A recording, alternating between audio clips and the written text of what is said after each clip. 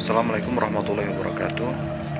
Jumpa lagi dengan Herbie Pharma. Pada video kali ini saya akan membuat herbisida atau pembasmi rumput, yang mana rumput atau gulma ini merupakan permasalahan yang cukup serius, khususnya bagi para pembudidaya yaitu petani. Tanpa banyak basa-basi, mari kita lanjut ke proses pembuatannya.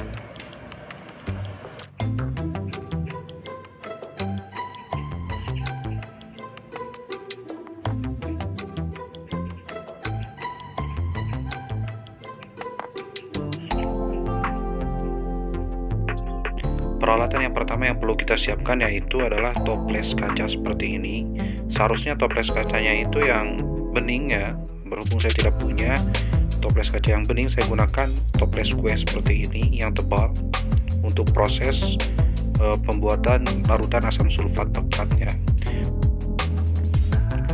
Selanjutnya siapkan aki zur atau air aki atau air acu yang biasa digunakan untuk mengisi baterai aki pada mobil atau motor.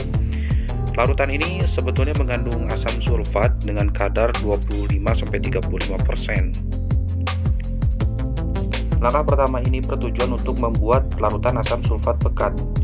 Bahan yang kita gunakan yaitu aki zur ini, karena aki zur ini mengandung asam sulfat dengan kadar yang relatif rendah, yaitu sekitar 25-35%. Akan tetapi aki zur yang saya gunakan ini mengandung asam sulfat sekitar 30%. Jadi kita perlu menguapkan atau mengevaporasi air yang terkandung dalam aki zur ini kurang lebih sekitar 70%. Saya gunakan air aki ini kurang lebih 600 ml atau 1 botol ya, yang nanti hasilnya diperkirakan sekitar 120 ml larutan asam sulfat pekat. Nyalakan apinya, api kecil saja dengan suhu kurang lebih 90 derajat Celcius.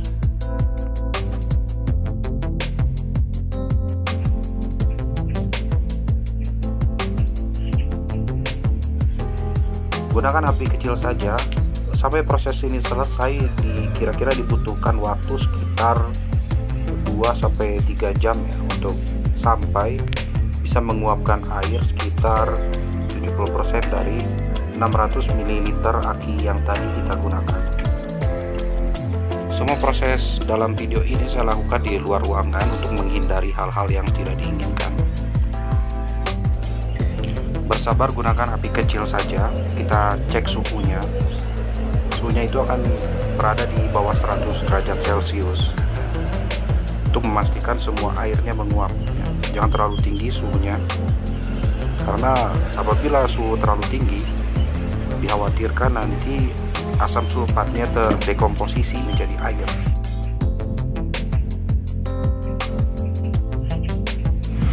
Setelah kurang lebih 3 jam kita dapatkan larutan asam sulfat pekat ini kepekatannya sekitar 90% lebih lah.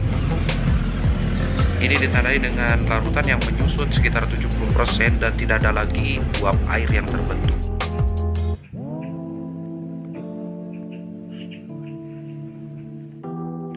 Lanjut ke tahap kedua, yang kita siapkan yaitu adalah botol bekas minuman seperti ini, yang ada saja yang sekiranya ada di rumah. Dipastikan botolnya itu ada botol yang tebal seperti ini. Kemudian lubangi tutup botol tersebut dan masukkan selang ke sana. Saya gunakan plastik steel untuk memastikan tidak ada kebocoran dalam selangnya seperti ini.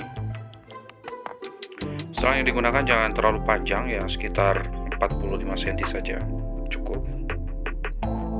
Jadi sebetulnya fungsi botol ini nantinya dijadikan tabung reaksi, yang mana nanti asam sulfat yang tadi kita reaksikan dengan garam yang dimasukkan di dalam botol ini. Selanjutnya kita butuh lagi toples kaca seperti ini, yang mana toples kaca ini akan menjadi tabung reaksi juga antara air dengan gas asam klorida yang nantinya akan menghasilkan produk kita yaitu larutan asam klorida.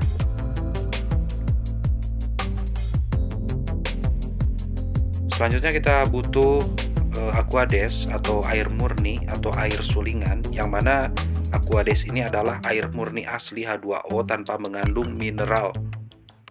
Cukup 150 ml saja. Kemudian kita butuh garam kita butuh 100 gram NaCl atau garam dapur.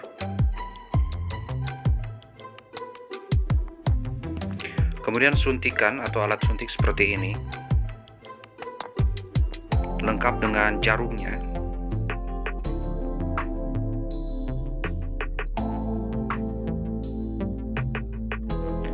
Kemudian kita butuh juga corong seperti ini.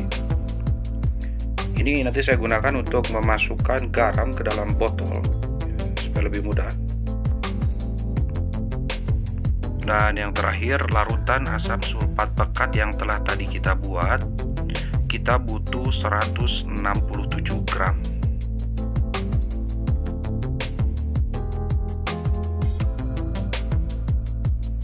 Setelah semua bahan terkumpul, mari kita lanjut ke proses selanjutnya, yaitu proses pembuatan larutan asam klorida.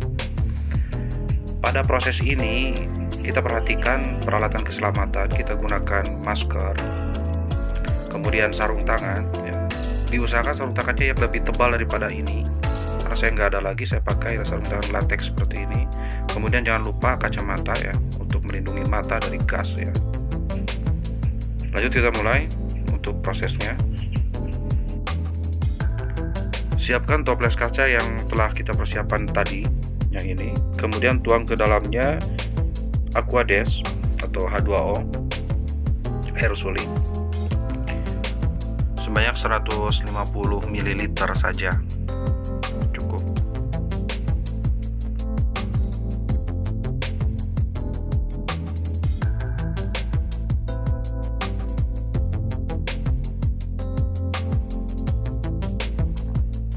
Kemudian kita siapkan botol yang telah kita siapkan tadi dan masukkan garam ke dalamnya.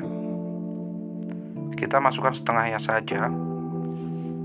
Dari 100 gram berarti sekitar 50 gram saja kita masukkan, jangan terlalu penuh ya.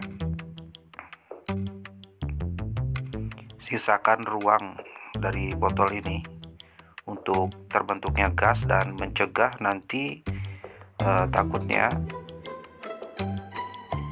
air di toples kaca itu tersedot ke botol ini sehingga nanti reaksinya menjadi gagal ya. Berhati-hati nanti. Perhatikan video ini baik-baik ya, jangan sampai salah.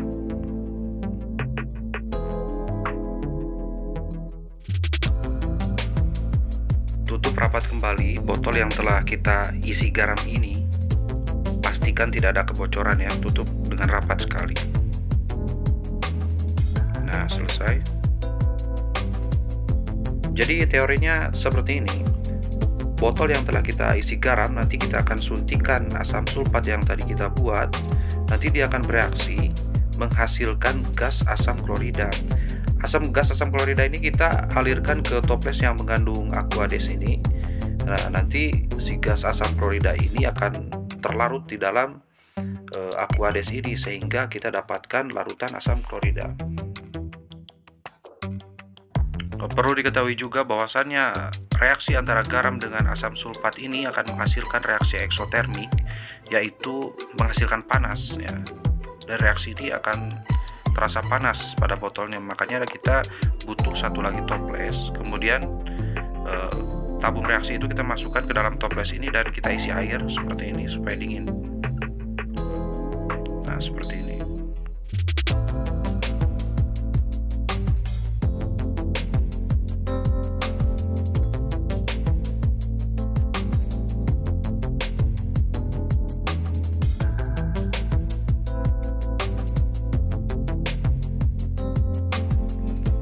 Selanjutnya kita siapkan alat suntik.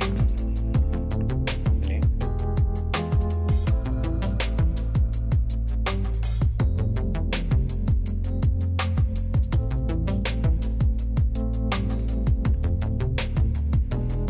Kita ambil asam sulfat yang tadi kita buat. Kemudian sedot menggunakan alat suntik seperti ini.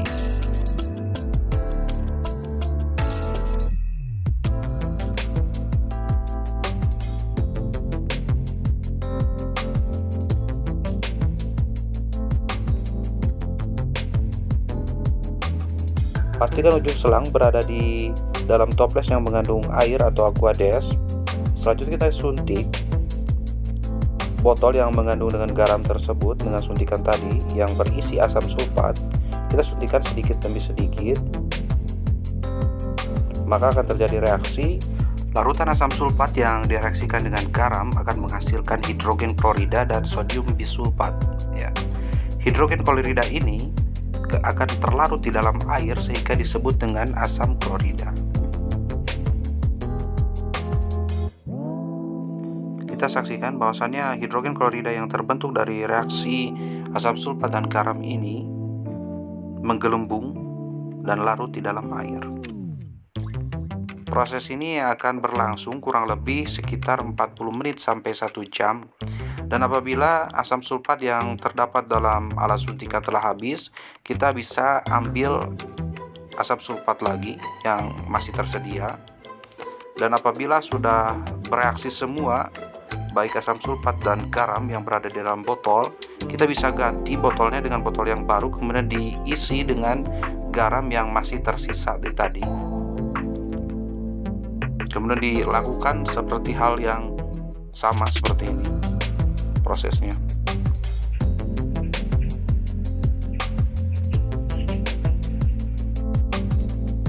Reaksi sudah selesai dan kita dapat larutan asam klorida pekat, yaitu dengan kadar sekitar 38-40%. Setelah itu mari kita tes dengan menggunakan alat semprot seperti ini. Diusahakan dengan alat semprot yang terbuat dari plastik seperti ini, jangan yang dari logam ya, karena ini asam kuat ya, akan merusak logam ya.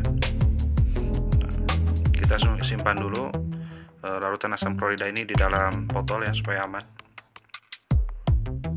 Nah, ini dia hasil yang tadi kita dapatkan. Kita perlu proses pengenceran dari asam klorida ini ya. Kita campurkan satu bagian larutan HCl ini dengan 10-15 bagian air. Jadi artinya kita kalau 1 liter HCl ini kita campurkan dengan 10-15 liter air.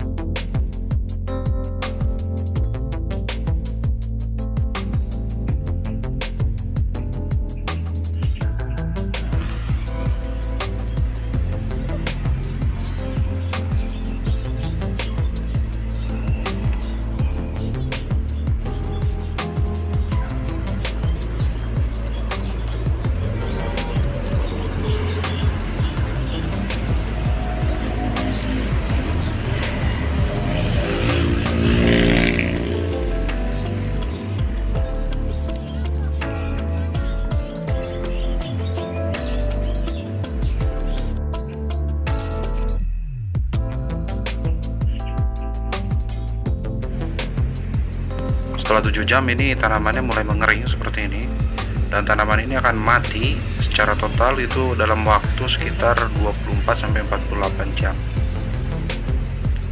Yang saya semprot ini termasuk gulma yang cukup bandel ya, cukup kuat. Ini dia. Yang perlu diperhatikan dalam eksperimen ini bahwasannya eksperimen ini lumayan berbahaya karena kita berkaitan dengan asam kuat atau air keras ya, seperti asam sulfat dan asam klorida ya. Kita perlu peralatan khusus, sarung tangan, masker, segala macam. Apalagi gas asam klorida ini cukup berbahaya apabila terhirup terlalu banyak ya, bisa merusak paru-paru. Jadi sebaiknya jangan coba ini di rumah ya, hanya sekedar untuk pengetahuan kita. Pada dasarnya eksperimen ini bertujuan untuk membuat asam klorida ya. Sebetulnya akan lebih murah dan lebih praktis dengan Anda membeli sendiri ke toko kimia asam klorida untuk dipakai sebagai herbisida.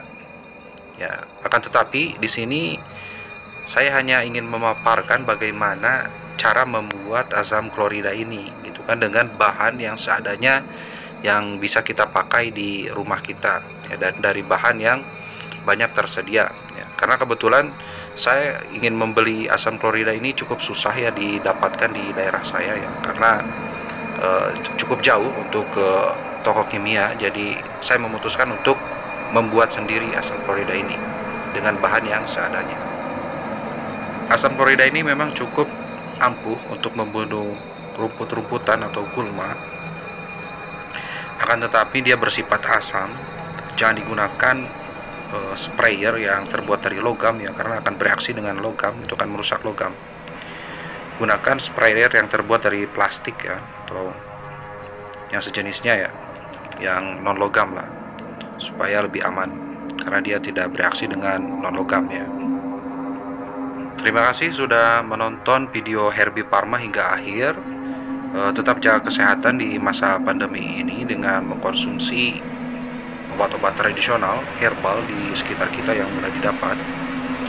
Dan kemudian jangan lupa di subscribe, like, komen, dan share ke teman-teman kalian ya. Terima kasih. Nantikan video Herbie Pharma selanjutnya. Yuk, assalamualaikum warahmatullahi wabarakatuh.